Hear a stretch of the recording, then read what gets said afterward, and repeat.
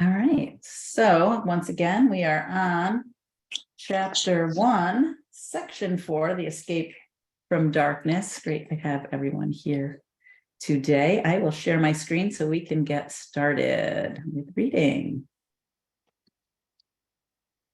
Okay. The escape from darkness involves 2 stages. First, the recognition that darkness cannot hide. This step usually entails fear. Second, the recognition that there is nothing you want to hide, even if you could. This step brings escape from fear.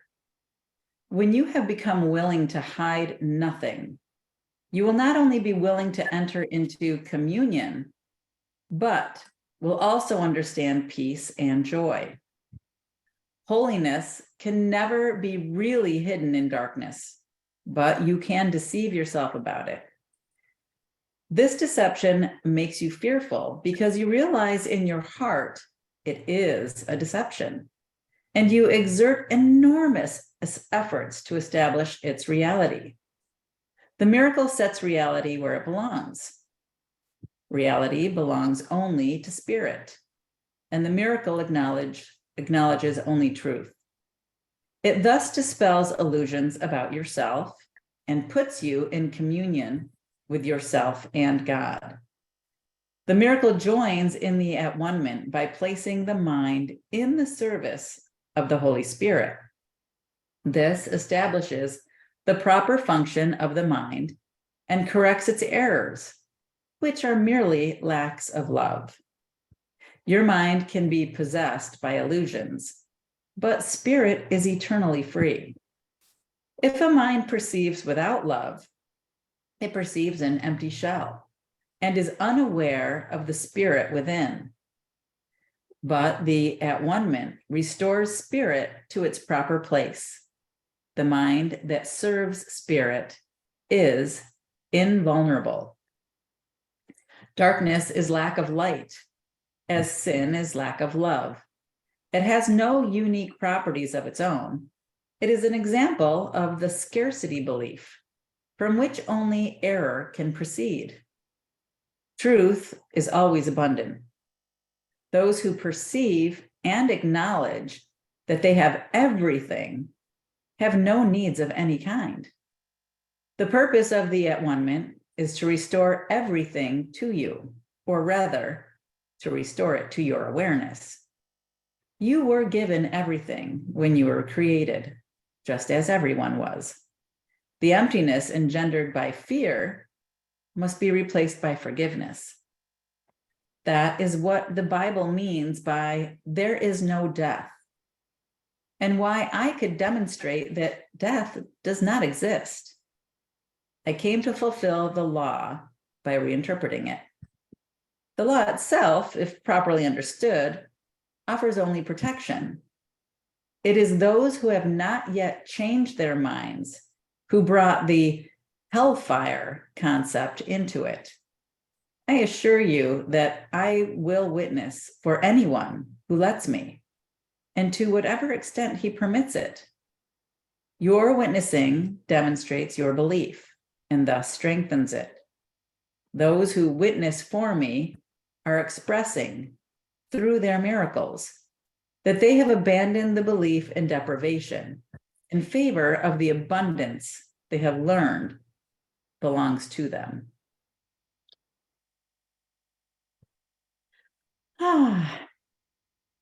Welcome, Cynthia. Great to see you here today. Hello, everyone. Hi.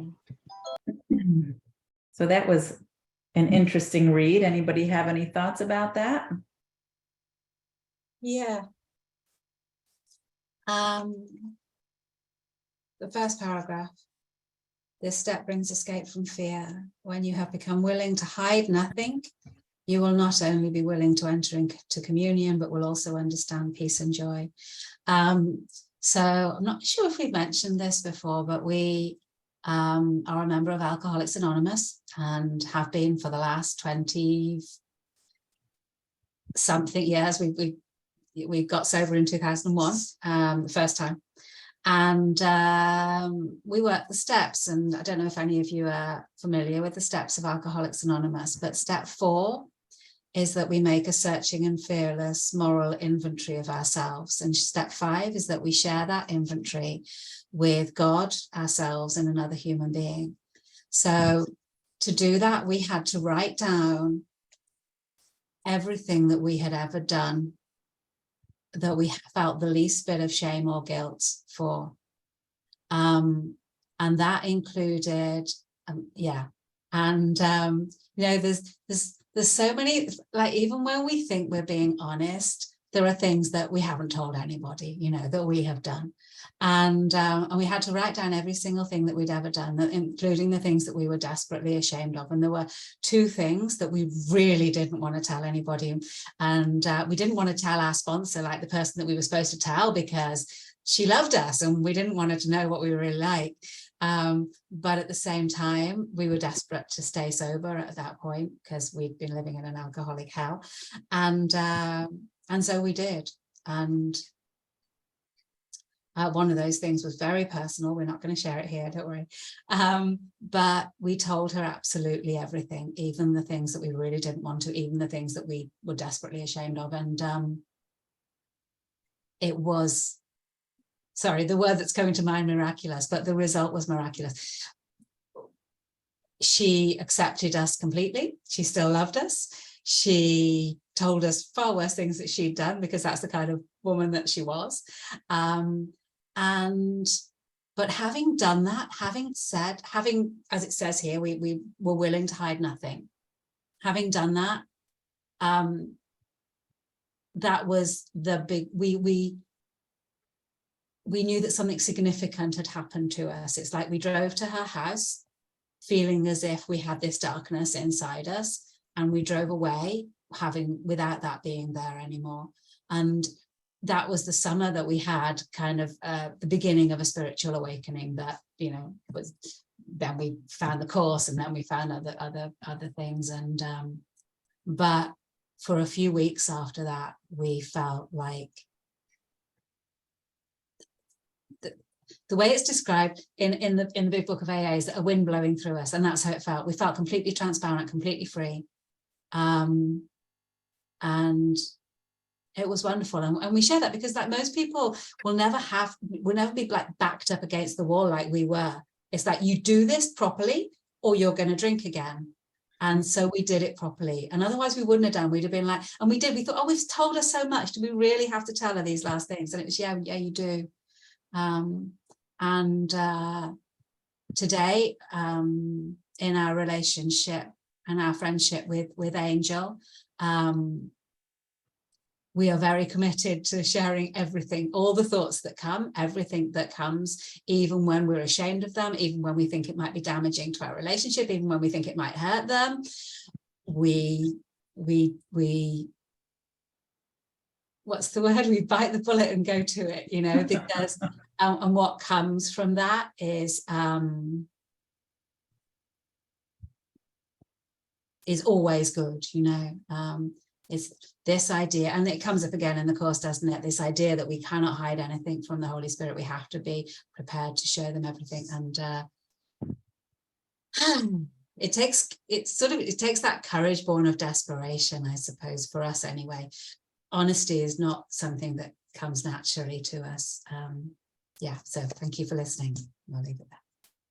That was amazing, Kuzume. Thank you so much for sharing that, and you're right. Like, there's so much healing that's possible once you do that. And it would be just so wonderful if people could get together and have that accountability partner.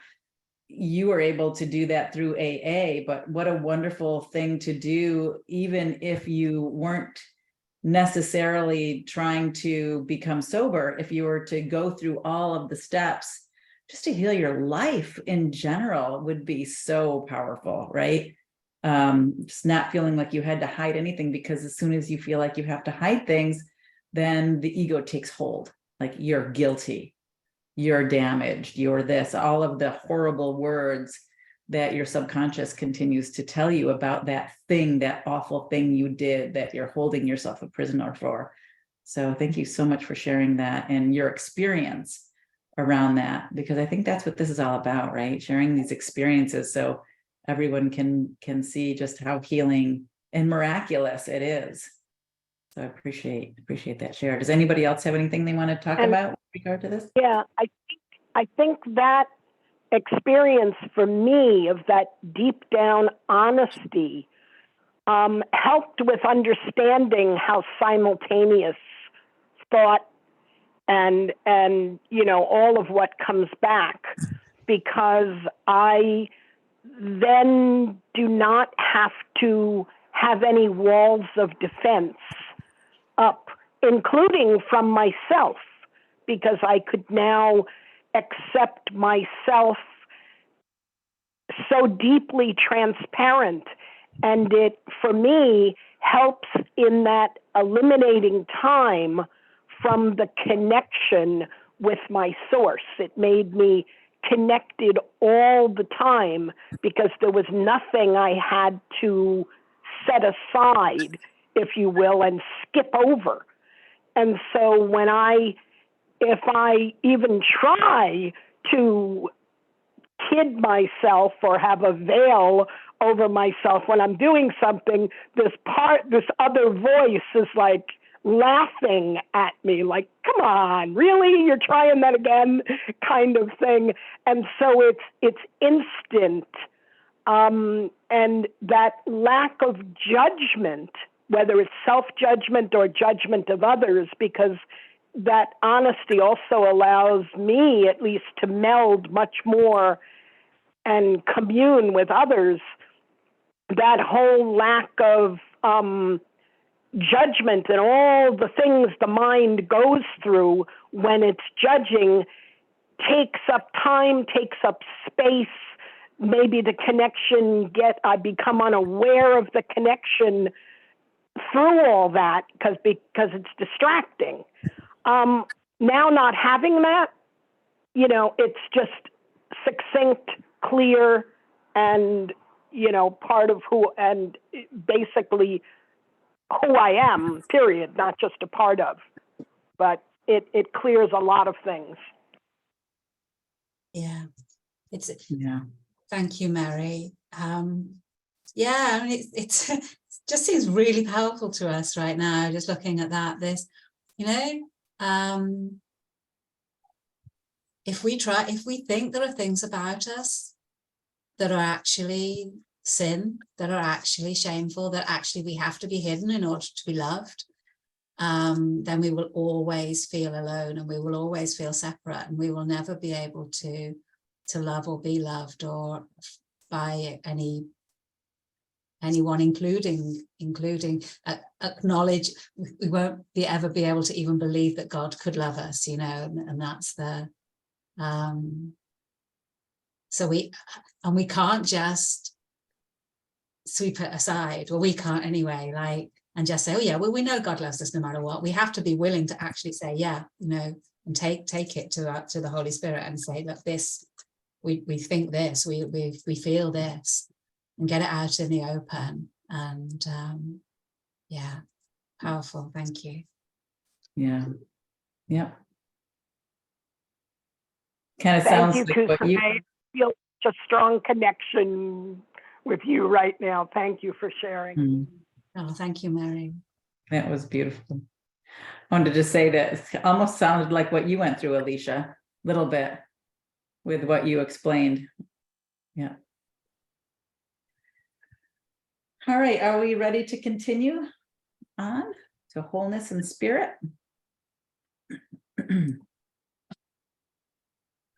Wholeness and spirit. The miracle is much like the body in that both are learning aids for facilitating a state in which they become unnecessary. When spirit's original state of direct communication is reached, neither the body nor the miracle serves any purpose. While you believe you are in a body, however, you can choose between loveless and miraculous channels of expression. You can make an empty shell, but you cannot express nothing at all. You can wait, delay, paralyze yourself, or reduce your creativity almost to nothing, but you cannot abolish it. You can destroy your medium of communication, but not your potential. You did not create yourself. The basic decision of the miracle-minded is not to wait on time any longer than is necessary. Time can waste as well as be wasted.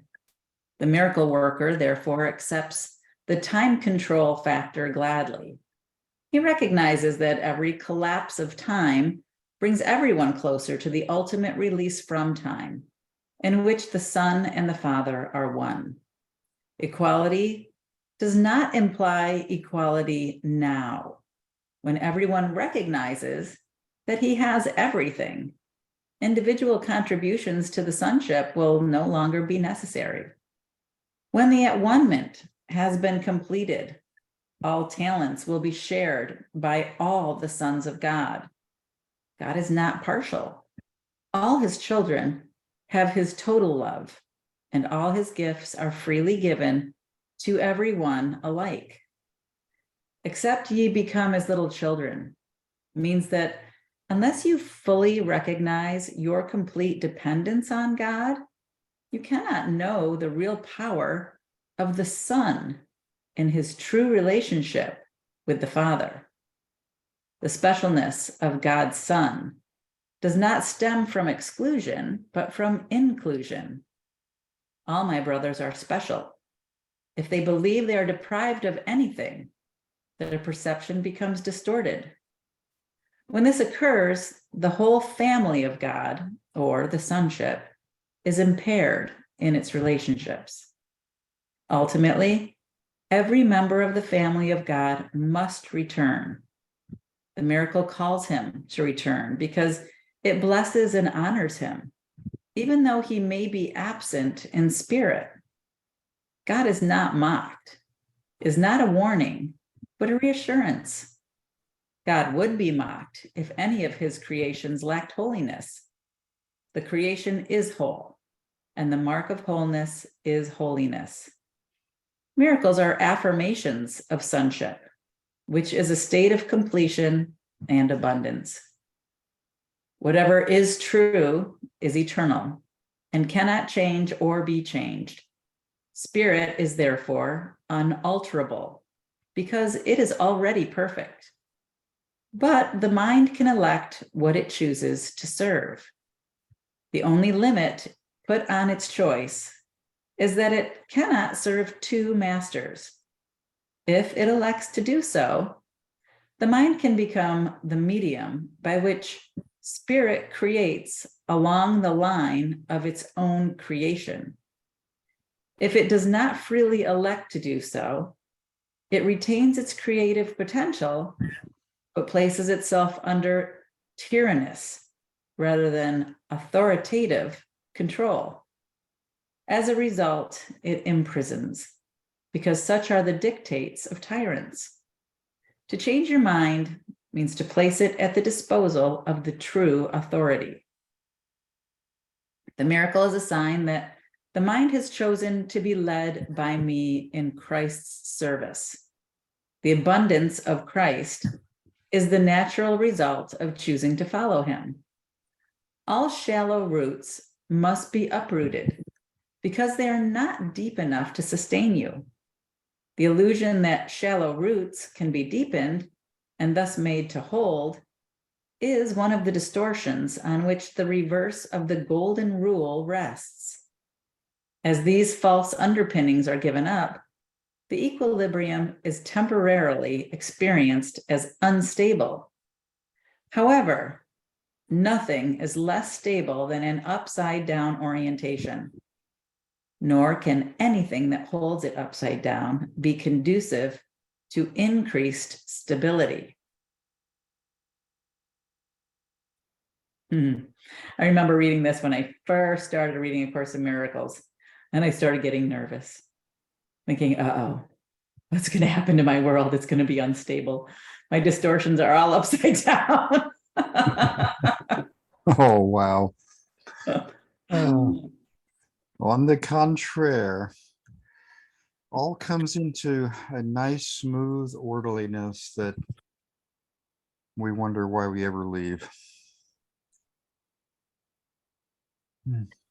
Yes. Yeah. I do What's the remember. reverse of the golden rule? Do unto others as you would have done unto you, right? So So what's the the reverse, reverse of it? let me see if I can. Doing That's what I believe that what it says too. Golden rule. Ah. Hold on.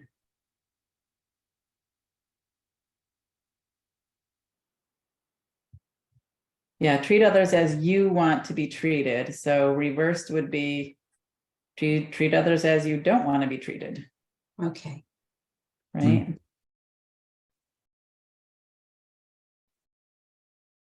Treat yourself as you would treat others. Okay, reverse golden rule. Treat yourself as you would treat others. Oh, how interesting. Ah, That's completely different. no. So I'm not really sure. Good question. Huh. But Oh, I thought it was, maybe it's like, yeah, when you treat other people badly, you're actually treating yourself. Right. Yes. Well, you had said, the golden rule is to treat others the way that you would treat yourself. And we were thinking, okay, the opposite that you said, treat others differently than you'd want yourself to be treated. And we tried it the other way as well, that said, treat ourselves like we treat others. And that made it what you just said, right? That Right. That's what I found. Yes. But I didn't find that in Course of Miracles. I just kind of Googled it and it popped up. So, yeah. Interesting. Love yourself more by practicing the reverse golden rule. So yeah, that must be what they're talking about, I'm assuming. which is what again? I'm really confused. Treat it is treat where would I find it again? Treat yourself as you would treat others. And the reason why I'm asking is because I had an incident. I'm driving down, through New York over the weekend, and down there, there's a lot of traffic, but people are always zigzagging in and out of traffic, or sometimes you want to get in another lane because you have to go out, and traffic is just moving real slow. And so I, got in front of somebody else, and they're honking me like, I'm used to being honked at. If I don't get honked at and I get into New York, then I don't feel normal. Right. Then we came to a light, and that same person who was honking me was next to me and would not even make eye contact. But I saw that she turned the signal light on to go to the lane that I was in because we were at a light, and I knew she had to, right? So she kind of itched a little bit forward. She couldn't get by, So I put the car in reverse, and I have the camera so I could see it. So I backed up. The guy behind me backed up, honked immediately, but it was okay. But I was giving her an indication to get in front of me. Well, the people that I were with were all saying all kinds of things as a result of this. Well, one of them was, "Oh yeah, she looked like saying, yeah, you better get out of the way." And I just wasn't saying anything. I was saying, how do I make this a good situation, right? Or a calm situation. So anyway, she got in front of me, blah blah blah. We left, And as this happening, I turned to everybody and said, "You think we softened her up a little bit? Oh. And how about ourselves? Did we soften up a little bit?" End of conversation. Oh, beautiful, Ernesto. Yeah, that's a great opportunity, right? And you don't miss an opportunity to be kind, is what I say. That's right. That's right. I love that. That's great. Well, New York City traffic is a good place to practice that. Yeah. we recommend Good being idea. we recommend being in a car, though. Bad place to Yes. practice as a pedestrian. So. Then Floyd, Sure. True. I know Uh. George Carlin used to have a good skit. Yeah, I'm sure you've seen it, where he talks about people on the highway. He goes, "Do you ever notice that everyone who goes faster than you is a maniac?" He goes, "But everybody that drives slower than you is an idiot." So it's like there is no, it makes you realize that, okay, everything is ridiculous. That was a Just much getting up- cleaner version of George Carlin's version. There you go. Oh, he has a lot of great skits. A lot. He Lot. does. The He thing that does. he did not say, though, is that, to extrapolate just a little bit, that it is true, right? Everybody going faster than me is a maniac. Anyone going slower than me is an idiot, right? But those subjective things change from day to day. Now we're in a hurry to the hospital because we have somebody, and the person that was a maniac before is now an idiot for going too slow because they're in our way, right? So, I mean, it can Right. pass. And the other thing, when you said, never pass up, we have a small online business, and in every order we send this out to, just a little card that says kindness matters, Aw. and then gives you some ideas on the back on how to do it. So yeah, that. Thing. Oh, I love that, Angel. And mentioning George Carlin, he has another one where he talks about heaven, going to hell and all of that. He says there's a commandment that says, if you don't do well, if you do wrong, you're gonna go to hell and you're gonna burn and suffer, and then you get there and he goes, but he loves you anyway.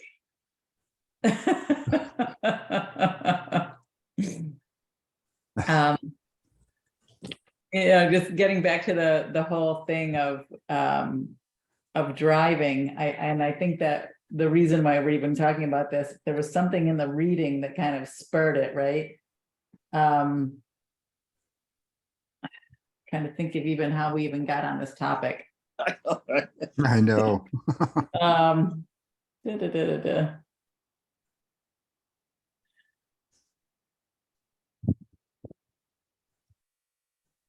Oh, it was the quote about God, right? Let's see, where is it? Your cat. There you go. That's true too, Angel. Wow, it was hot there. Anyways, I can't find it now, so I'm not gonna keep going into it. It's past. But it is interesting how we find those frightened parts of our personalities jump out to defend or to make a comment about something. And it's really that frightened part of us that is feeling not good enough, not worthy enough, not smart enough, that seems to be affected by somebody maybe going faster or slower than us. So. I think you might be talking about in paragraph 3, line 2, he says, God is partial. God is not partial. All his children have his total love, and all his gifts are freely given to everyone alike, except you become as little children. Means that unless you fully recognize your complete dependence on God, you cannot know the real power of the Son and his true relationship with his Father. Yeah. Yeah. And that's the whole concept of, being able to, in a very contentious situation, show some kindness or love. And I think that puts everybody at ease. Right. Being able to share kindness. All right. Anybody else have anything they want to share? Or should we continue? All right, let's keep going. On to the illusion of needs. You who want peace can find it only by complete forgiveness. No learning is acquired by anyone unless he wants to learn it and believes in some way that he needs it. While lack does not exist in the creation of God, it is very apparent in what you have made. It is, in fact, the essential difference between them. Lack implies that you would be better off in a state somehow different from the one you are in. Until the separation, which is the meaning of the fall, nothing was lacking. There were no needs at all. Needs arise only when you deprive yourself. You act according to the particular order of needs you establish. This, in turn, depends on your perception of what you are. A sense of separation from God is the only lack you really need correct. This sense of separation would never have arisen if you had not distorted your perception of truth and had thus perceived yourself as lacking. The idea of order of needs arose because, having made this fundamental error, you had already fragmented yourself into levels with different needs. As you integrate, you become one, and your needs become one accordingly. Unified needs lead to unified action because this produces a lack of conflict. The idea of orders of need, which follows from the original error that one can be separated from God, requires correction at its own level before the error of perceiving levels at all can be corrected. You cannot behave effectively while you function on different levels. However, while you do, correction must be introduced vertically from the bottom up. This is because you think you live in space, where concepts such as up and down are meaningful. Ultimately, space is as meaningless as time. Both are merely beliefs. The real purpose of this world is to use it to correct your unbelief. You can never control the effects of fear yourself because you made fear and you believe in what you made. In attitude, then, though not in content, you resemble your creator, who has perfect faith in his creations because he created them. Belief produces the acceptance of existence. That is why you can believe what no one else thinks is true. It is true for you because it was made by you. All aspects of fear are untrue because they do not exist at the creative level and therefore do not exist at all. To whatever extent you are willing to submit your beliefs to this test, to that extent are your perceptions corrected. In sorting out the false from the true, the miracle proceeds along these lines. Perfect love casts out fear.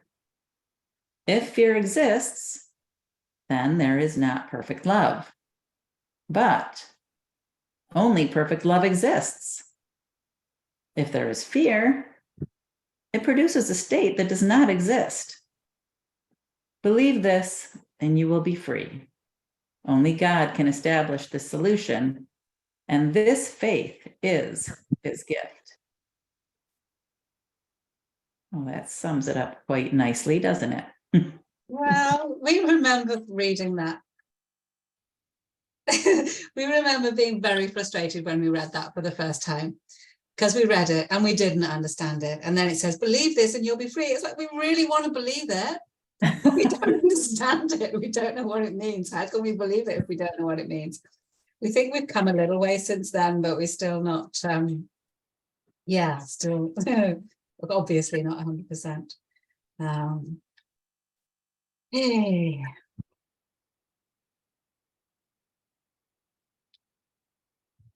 Thank you for sharing that, Kusume. I remember the first few times I read this book, and I've had many books because they've kind of fallen apart over the years. And I would underline things that I thought were so meaningful, and I'd put little notes. And then the next year I'd go back and I'd go, what did I do that for? And what does this note mean? What was I thinking? Right? Like, I don't understand why I thought this was important. So, to your point, Kusume, I don't even remember the integration of a lot of this, but I know over time, someone explained it to me once. It's kind of like you have this glass that you're looking through, and each time you read A Course in Miracles, it's like you wipe a layer of film off the glass and it gets clearer and clearer. Mm. The second sentence, no learning is acquired by anyone unless he wants to learn it and believes in some way that he needs it. When we read that, as you we were catching up because our son came in and we were distracted, we accidentally replaced the word acquired by required. So no learning is required by anyone unless he wants to learn it and believes in some way that he needs it. We quite liked that version, actually, because it sort of reminds us that the only reason we're doing this is because we want to. We don't have to do any of this. We could just realize that we are our perfect whatever right now. That's right. Or as the last thing we read said, if you go into the opposite of that, where you're not reading it because you have no will to be creative or to be on this path to at one mint, you can only slow yourself down, right? You can't stop completely because we are creative beings. That's what we are. So I think that was interesting too. Either you get to that point where you just know yourself to be at one with the mind of God, or you're always on some kind of path or journey, right? And even Course in Miracles says all paths lead to God, and this is just one of them. It's, doesn't mean it's the right one. It might be the right one for us or for you or for me, but there are many paths that lead to God, right? My brother, he contracted AIDS when he was 18 years old, when he first came out, and he was living in the city, New York City. And I remember the day that he told me he contracted the AIDS virus. And back in those days, it was the early 80s, it was a death sentence. Mm-hmm. So he was trying to do the best he could with the 10 years or less that he thought he had, counting his T cells and, going for blood work and trying all of the different drugs that were available at the time, which were horrible. And he was a very fit, handsome, amazing person. And he valued his quality of life over his quantity of life. So he opted for, just about anything he could do other than taking drugs that would make him feel horrible. Anyways, long story short, he got to a very dark point in his life where he tried to end his life. Mm-hmm. And, it was with the understanding that, I would kind of be his person to do that with. And, back in the day, you weren't really allowed to do that. It was against the law, and to be with a person who did that then would make you liable. So, it was one of those difficult things to figure out and understand.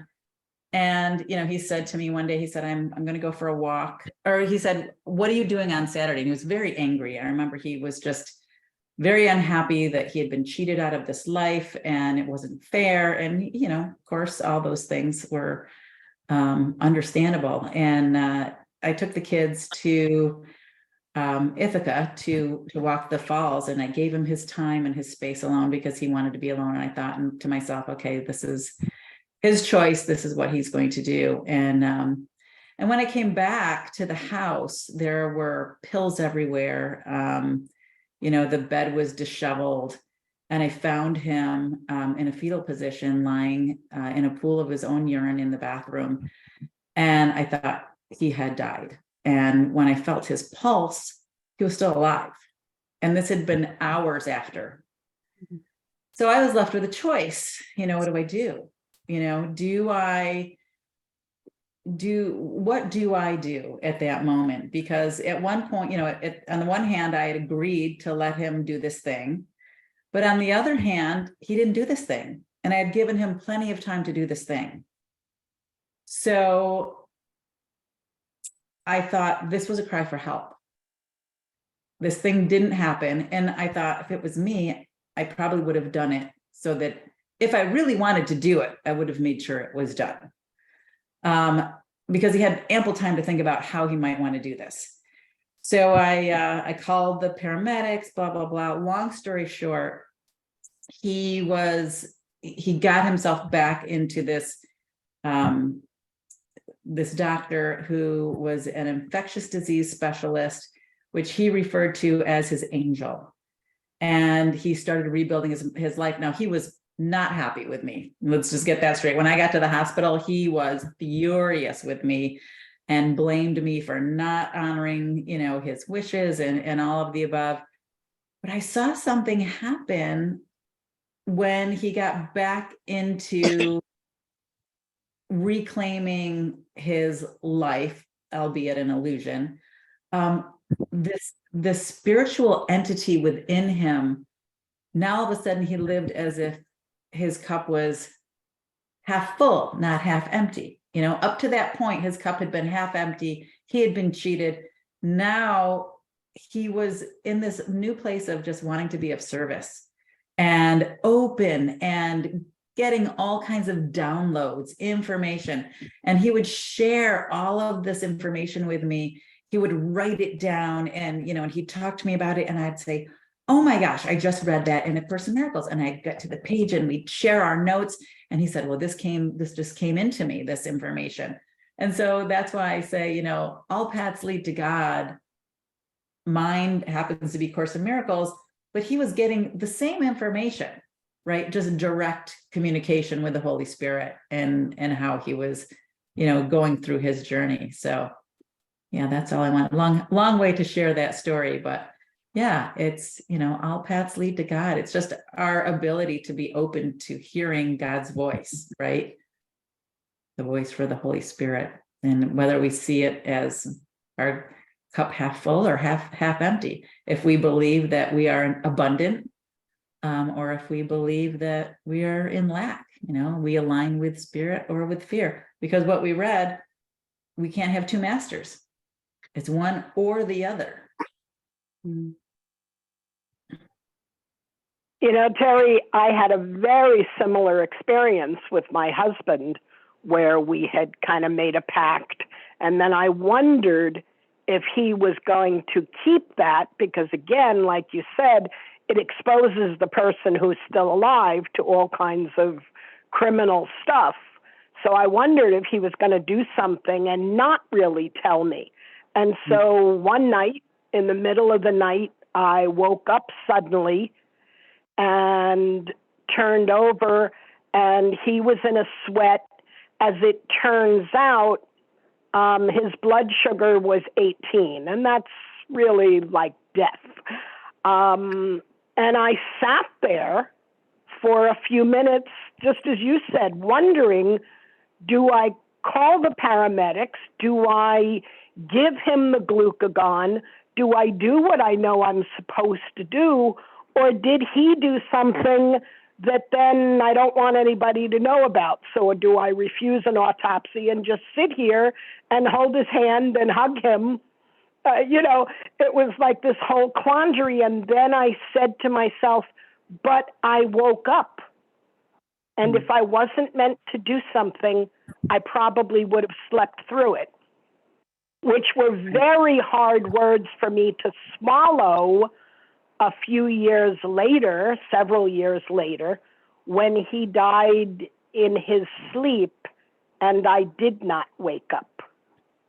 But at the time, those words had given me solace, and then I had to pull from them again to relieve my guilt and I saved his life so many times, and that one time I didn't, that had to be the way it was meant to be.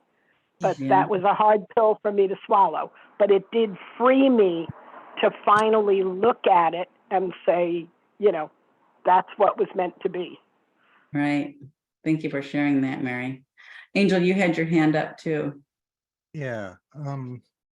You said at one point that, every time you read the Course, it's like, wiping a layer of dust off the truth, right? And we are new to it, but We wondered if it is, if it's not necessary, you know, to go through it to wipe another layer. If you could wipe it all away in the first run, you know, it kind of feels like that would be possible as well, right? Just how many times we go through it is a choice as well. Sure. Absolutely. And the other thing was just that, yeah, no, we understood the cup half empty, cup half full. We've been trying to live as if we've got twice as much cup as we need.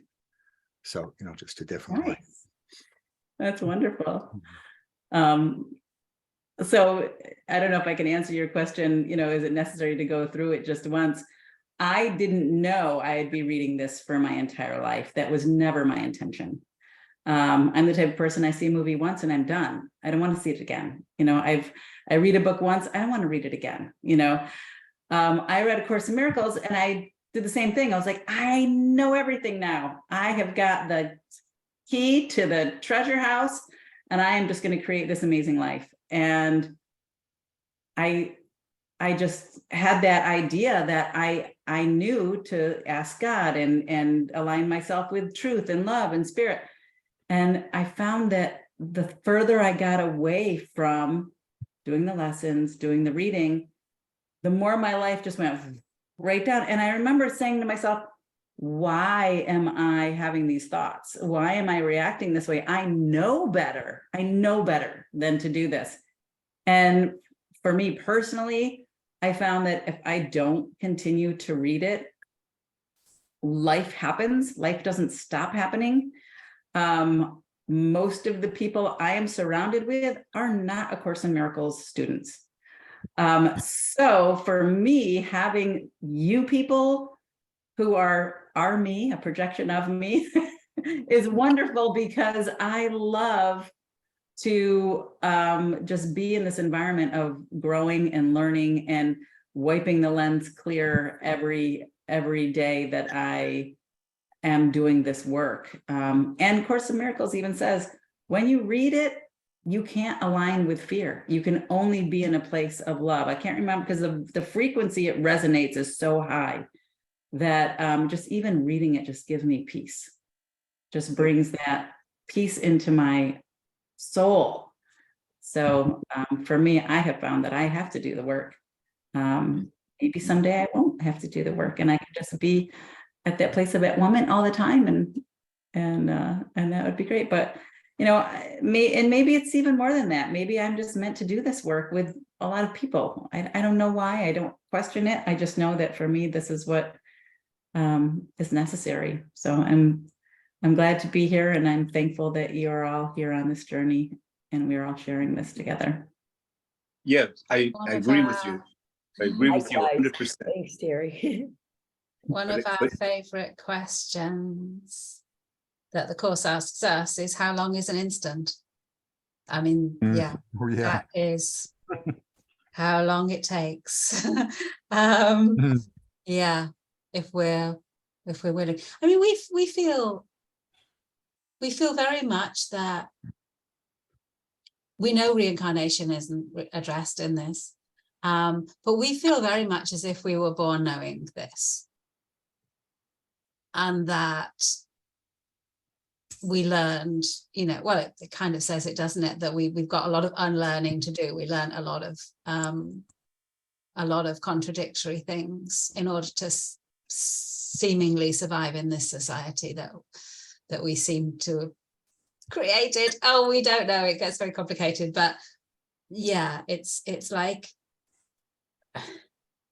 it's just being reminded, isn't it? And we don't know. We also experience often a feeling of, yeah, we're not ready yet. We don't want to, like, oh yeah, like we'll feel like an understanding coming, and we're like, oh no, not yet. We want to enjoy the pain a bit more. We want to enjoy the suffering. We want to enjoy what is that all about? And we can see people identifying with that. Well, what? It's like we're desperately seeking something, and then when we feel we're getting close to it, we're like, oh, hey, not yet.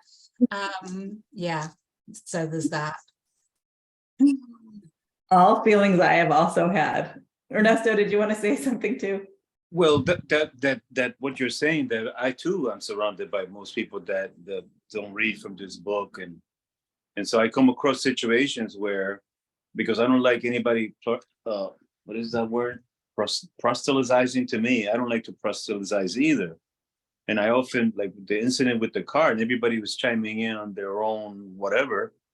All I could think to myself was, how do I not how do I fix this, but like you say, I asked for help, help me out with this, because I felt like I had to do this kind of thing. And everybody was, of course, talking as if they were not happy.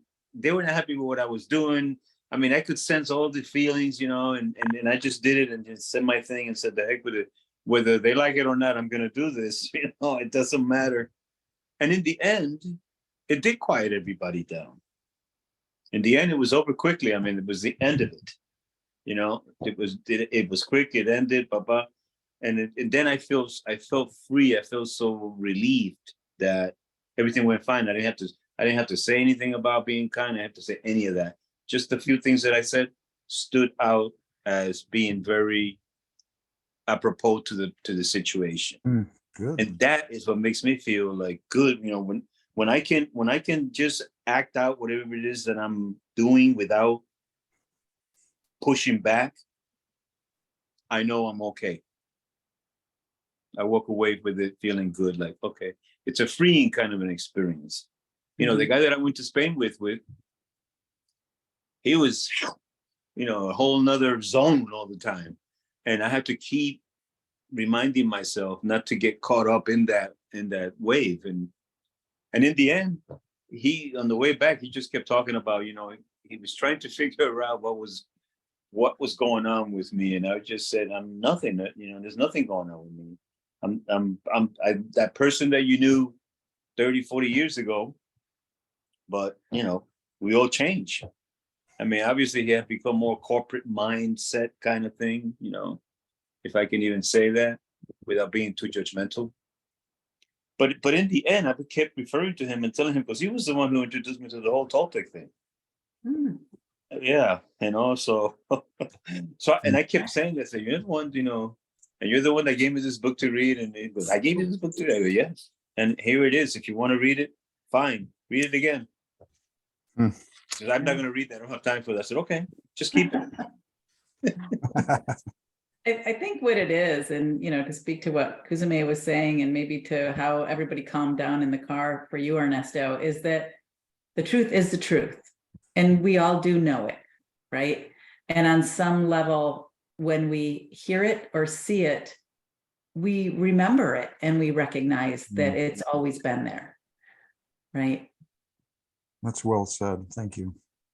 All right, we have one little section to read that'll finish our chapter. Shall we continue? Sure. Okay.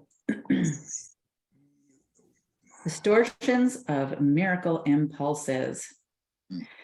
Your distorted perceptions produce a dense cover over miracle impulses, making it hard for them to reach your own awareness. The confusion of miracle impulses with physical impulses is a major perceptual distortion.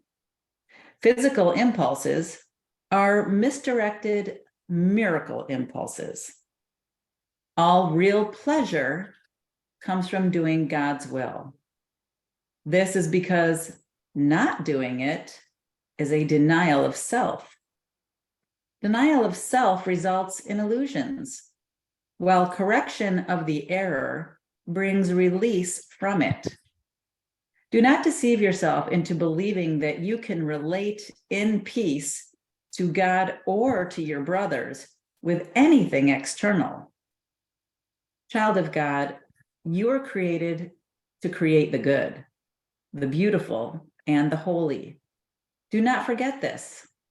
The love of God, for a little while, must still be expressed through one body to another, because vision is still so dim. You can use your body best to help you enlarge your perception so you can achieve real vision, of which the physical eye is incapable. Learning to do this is the body's only true usefulness. Fantasy is a distorted form of vision. Fantasies of any kind are distortions because they always involve twisting perception into unreality. Actions that stem from distortions are literally the reactions of those who know not what they do. Fantasy is an attempt to control reality according to false needs. Twist reality in any way, and you're perceiving destructively. Fantasies are a means of making false associations and attempting to obtain pleasure from them. But although you can perceive false associations, you can never make them real except to yourself. You believe in what you make. If you offer miracles, you will be equally strong in your belief in them. The strength of your conviction will then sustain the belief of the miracle receiver. Fantasies become totally unnecessary as the wholly satisfying nature of reality becomes apparent to both giver and receiver. Reality is lost through usurpation, which produces tyranny. As long as a single slave remains to walk the earth, your release is not complete. Complete restoration of the sonship is the only goal of the miracle-minded. This is a course in mind training. All learning involves attention and study at some level. Some of the later parts of the course rest too heavily on these earlier sections not to require their careful study. You will also need them for preparation. Without this, you may become much too fearful of what is to come to make constructive use of it. However, as you study these earlier sections, you'll begin to see some of the implications that will be amplified later on. A solid foundation is necessary because of the confusion between fear and awe, to which I have already referred, and which is often made. I have said that awe is inappropriate in connection with the sons of God, because you should not experience awe in the presence of your equals. However, it was also emphasized that awe is proper in the presence of your Creator. I have been careful to clarify my role in the at-one-ment without either over or understating it. I'm also trying to do the same with yours. I have stressed that awe is not an appropriate reaction to me because of our inherent equality. Some of the later steps in this course, however, involved a more direct approach to God Himself. It would be unwise to start on these steps without careful preparation, or awe will be confused with fear, and the experience will be more traumatic than beatific. Healing is of God in the end. The means are being carefully explained to you. Revelation may occasionally reveal the end to you, but to reach it, the means are needed. Dun, dun, dun.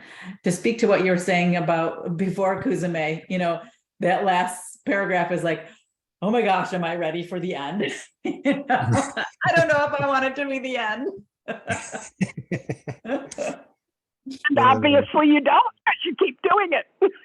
Right? I'm still here. That whole, yes, and absolutely, and the whole of verse 4, where it talks about, you may become much too fearful of what is to come to make constructive use of it. Yes, we believe that what is to come is the disappearance of the universe, so right. And that sounds great in theory, but the reality that, when that actually happens, it's terrifying, or the thought of it is terrifying. The reality of it isn't terrifying. The thought of it is terrifying.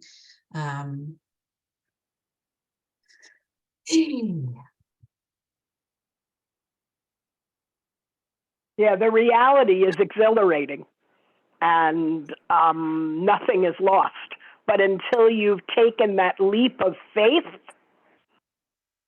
it takes that faith to change that belief, or at least to say, I may have this belief over here, but I'm going to take the leap anyway, because I also hold in at least equal measure, maybe 51%, that I think there is something greater, something larger than myself, than the little me that I want to experience. But until you're at that point, you just keep doing it, because that's what ego will have you do, is the little I, if you will, is still in control. You haven't given that up yet, because separation is still a belief, and therefore fear. Right. Yeah. Yeah, there's that determination, isn't there? There's like this, for us, it seems there's these things that need to come together. There is dissatisfaction with the way that it is. There is a belief that there is something else different. There is a different way. There is something there, and there's one more thing. What is it? We've lost it. Truth. That's right. There's that, like, yeah, what is actually real? What is actually true? Actually, in the end, we just end up not being able to deceive ourselves any longer. And yeah. But we think the last line as well kind of speaks to what we were talking about with the previous bit. Revelation may occasionally reveal the end to you, but to reach it, the means are needed. And we were talking last week, weren't we, about revelations, and how most of us have had revelations, and we've known everything that we need to know.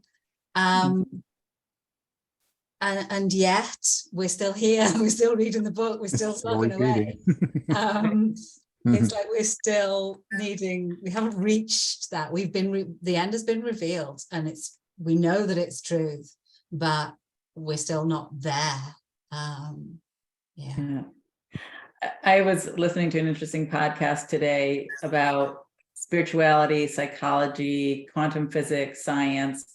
And it was interesting because our thinking mind only knows what it knows. So it's trying to take all of this information and all of these terms and figure it out, with what our thinking mind knows.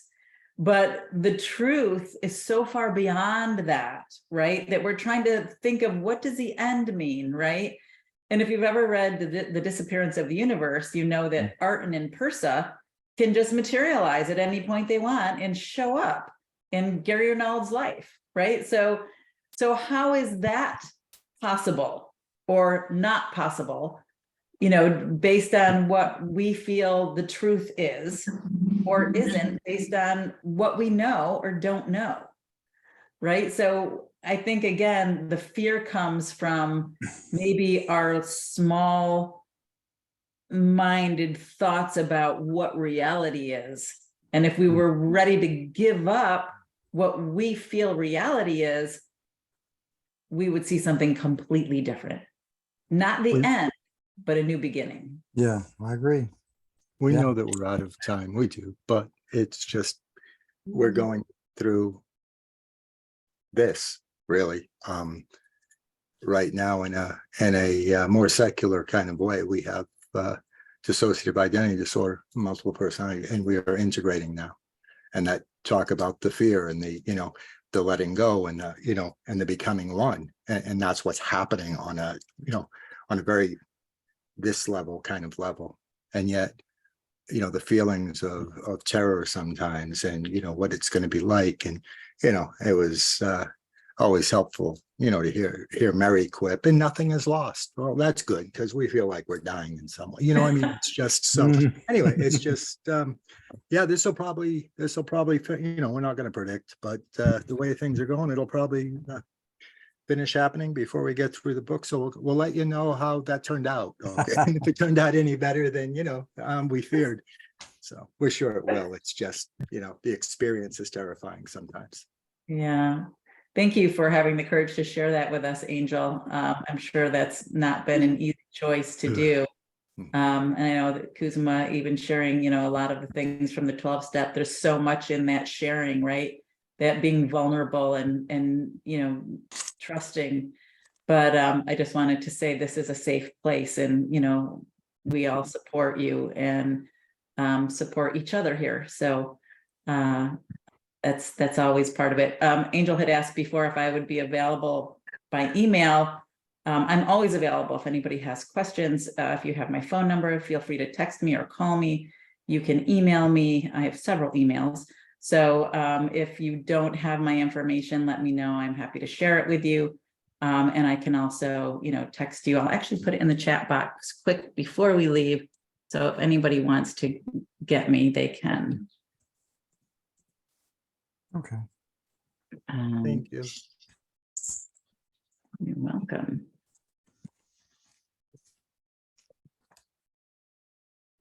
Yeah.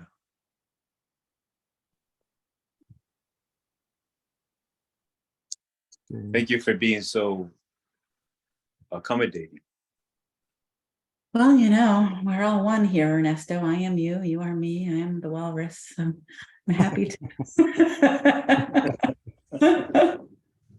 Always That's how I feel.